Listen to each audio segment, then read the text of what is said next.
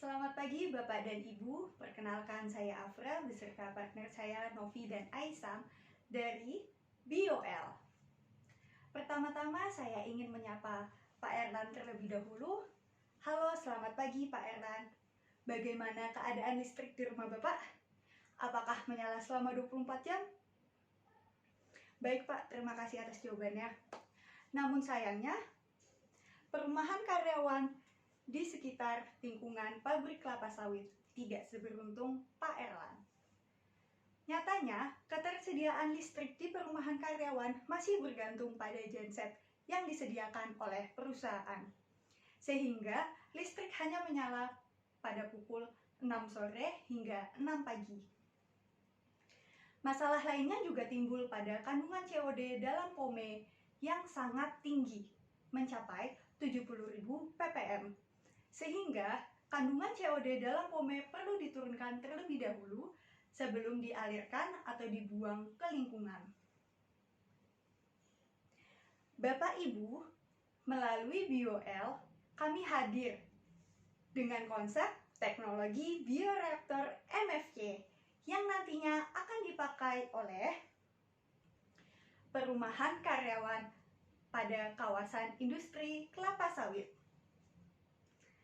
Saat ini, industri kelapa sawit masih menggunakan solar untuk menyalakan genset, yang kemudian akan dialirkan ke perumahan karyawan. Berdasarkan data yang kami analisa, perusahaan kelapa sawit perlu mengeluarkan biaya sebesar 2 juta rupiah per hari untuk menyalakan listrik selama 12 jam pada perumahan karyawan di lingkungan lokasi pabrik kelapa sawit. Jika data ini kami konversikan, maka dalam jangka waktu 1 tahun, perusahaan kelapa sawit perlu membutuhkan biaya sebesar 717 juta rupiah hanya untuk membeli solar. BOL merupakan startup yang bergerak dalam pemanfaatan limbah organik menjadi electricity.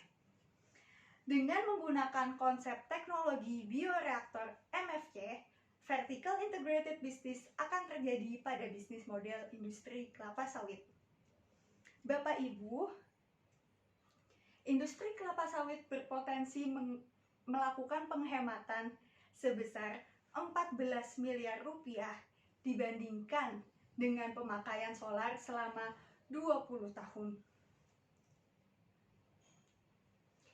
BOL telah melakukan wawancara dan diskusi dengan industri kelapa sawit. Melalui forum Focus Group Discussion, BOL telah menawarkan solusi berdasarkan masalah yang diperoleh dari pihak industri kelapa sawit. Dari hasil FGD, diperoleh feedback positif untuk melakukan uji coba prototipe bioreaktor di Lembaga Riset Bioenergi. Saat ini, BOL sedang pada tahap optimasi research and development pilot prototype bioreaktor MFC. Bersamaan dengan itu, BOL sedang membuat landing page sebagai salah satu proses bentuk digitalisasi. Serta sebagai upaya perlindungan hukum, BOL menyiapkan proses legalitas dalam bentuk CV. Bapak Ibu, tahun ini tahap pengembangan produk BOL terkait optimasi research and development. Kedepannya, CEO BOL berencana mengembangkan konsep MFC ini bersama dengan Logan Research Group melalui studi PhD di Penn State University. Sedangkan CFO dan CMO akan melakukan pengembangan publikasi dan edukasi kepada industri kelapa sawit di Indonesia. Sehingga untuk tahap komersialisasi akan disesuaikan berdasarkan masa research and development bioreaktor MFC. Bapak Ibu, BOL's plan akan dijalankan oleh pionir yang terdiri dari saya, Afra, merupakan sarjana manajemen bisnis yang memiliki peran sebagai CMO. Saat ini saya merupakan student dari Revoyu yang belajar mengenai digital marketing, serta saya sedang mempelajari tentang basic Mandarin language at Beijing Huawen Shuiyuan.